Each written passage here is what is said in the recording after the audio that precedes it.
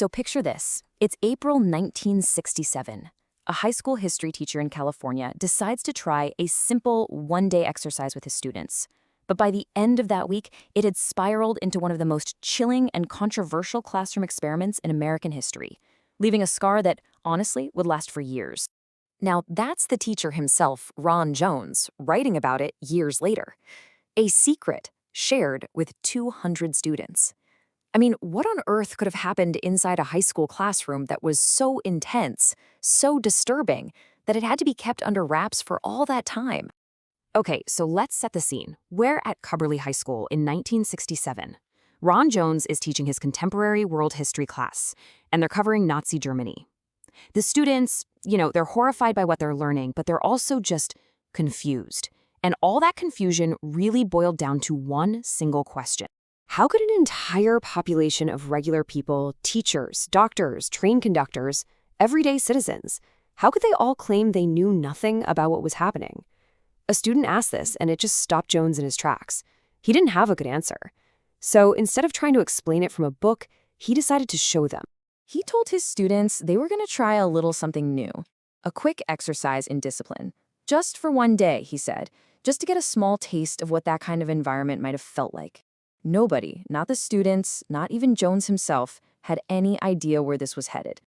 So the whole experiment played out over 5 school days. Each day had its own motto, building on the one from the day before, and each one pulled the students deeper and deeper into this whole new reality he was creating. On Monday, it all started with these really simple rules. Jones ordered them into a specific seating position, feet flat on the floor, back straight.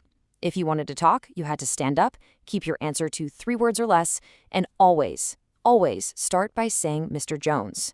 And to his total surprise, they didn't just go along with it. They were amazing at it. So Tuesday rolls around, and Jones walks into his classroom to find every single student already sitting there, in perfect, silent attention. He was so taken aback by their intensity that he just decided, okay, let's keep this going. He writes the second motto on the board, strength through community, and he gives their little movement a name, the third wave. And to really make this new community feel real, Jones came up with a symbol, a salute. You'd cup your right hand and bring it up to your left shoulder, kind of like a wave about to break. This wasn't just some silly gesture. It became a mandatory greeting both in the classroom and out in the hallways.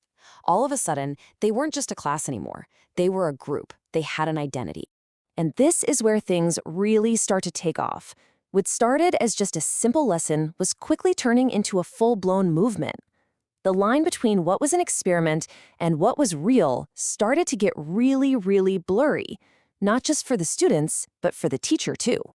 By Wednesday, the focus shifted to action. Jones handed out actual membership cards. And here's where it gets a little dark. He secretly marked 3 of those cards with a red X. Those 3 students were now his secret police, tasked with reporting anyone who broke the rules. He also gave them jobs, like designing banners, and, believe it or not, recruiting new members.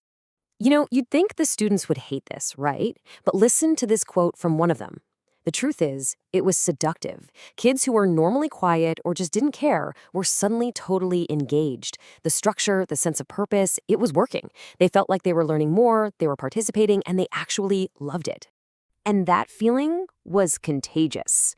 What started with about 30 kids in one history class just exploded. By the end of Wednesday, over 200 students from all over the school had joined the third wave. It was spreading like wildfire. But with that explosive growth came some really dark signs. Students started tattling on their friends for the smallest things. One quiet kid, Robert, just decided he was now Mr. Jones's personal bodyguard. Fights started breaking out between members and non-members, and Jones himself later admitted that he was getting addicted to the power, to the control. Even the leader of the whole thing was starting to lose his nerve. Jones realized this experiment was spiraling into something real, something dangerous. And honestly, he was scared. He knew he had to stop it. But how do you just shut something down when everyone is so invested? So on Thursday, he made this absolutely wild gamble. Instead of ending it, he doubled down. He stood in front of them and announced that the third wave wasn't just some school project. He told them it was a real nationwide youth movement that was about to change the country. And to top it all off, he announced there would be a special rally on Friday at noon.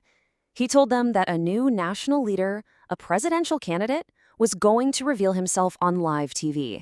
The stage was set for the grand finale. So on Friday, you've got over 200 students crammed into the school auditorium. Jones even had friends pose as reporters snapping pictures. Third wave banners were hanging everywhere. And as Jones led them in their mottos, the whole room was just thundering with this unified chant, strength through discipline. The energy was absolutely electric. At 5 minutes past noon, it was time. Jones silenced the roaring crowd and pointed everyone's attention to the television set at the front of the stage. 200 pairs of eyes were just glued to that screen, waiting to see their leader. Jones turned on the TV, and all that appeared was static, just a hissing, gray screen. A few seconds ticked by, then a few more.